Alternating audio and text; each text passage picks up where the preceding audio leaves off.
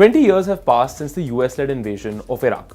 Back in 2003, Washington pushed India to send troops and help stabilize Iraq. However, after months of debate and diplomacy, India refused. That decision has arguably turned out to be one of India's wisest foreign policy choices. We take a look at why India refused to send troops to help America in Iraq. To briefly recap, the war in Iraq began in March 2003 when the United States of America invaded Iraq and toppled Saddam Hussein's government.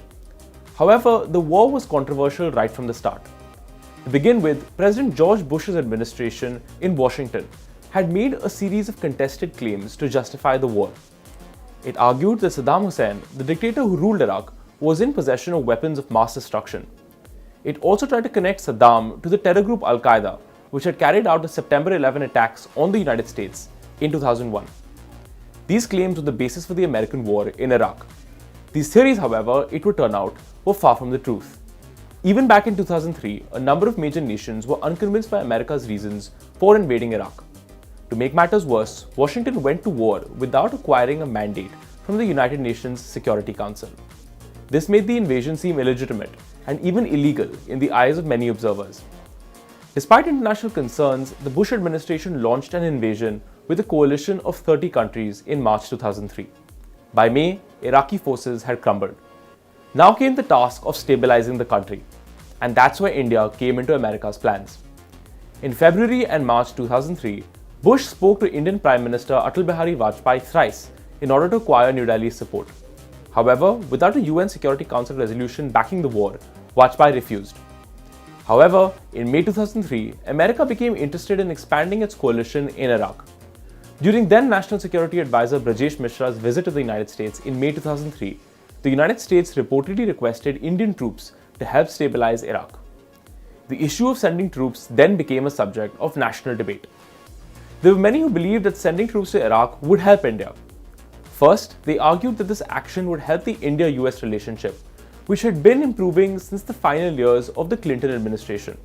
According to scholar Rudra Chaudhary, National Security Advisor Brajesh Mishra was among some influential figures in the government who saw sending troops as a chance to cement the India-US relationship. Second, some commentators believed that Indian boots on the ground in Iraq would help increase the country's role as a player in the Middle East and also help secure energy security and help Indian firms win contracts to rebuild Iraq. Third, sending troops was seen by some as India's chance to break onto the world stage. India, being an emerging regional power in this world, cannot, should not, run away from this responsibility. Forget American pressure. Send troops under national pressure, said noted public intellectual Arun Puri. These arguments did have supporters within the government. Then Ambassador to the United States, Lalit Mansingh, stated that even some cabinet ministers were convinced that this was India's big moment. High-level meetings between Indian and American defense officials also discussed Indian involvement in detail. This got to the point where US officials were convinced that India was considering sending troops to Iraq. However, there were strong reservations about this policy. First, there was no clarity on what the troops would be used for. For example, it was also not clear if Indian soldiers would need to use force in Iraq to put down insurgencies. Second, India still wanted America to gain an explicit UN mandate for its activities in Iraq. Even those who supported sending troops, like Lieutenant General Satish Nambiar, opposed America's unilateral invasion of Iraq. Iraq was seen as an illegitimate war by many, and New Delhi may have wanted to avoid any damage to its own reputation. Third, there were important unanswered questions. For example, who would Indian troops answer to in Iraq? New Delhi was extremely clear that it did not want its troops answering to American commanders. In the end, this question, among many others, was never satisfactorily answered. Fourth, India's past experiences with foreign intervention had not been pleasant. The experience of sending Indian troops to Sri Lanka in the 1980s had convinced many that the risk of placing boots on the ground was too high.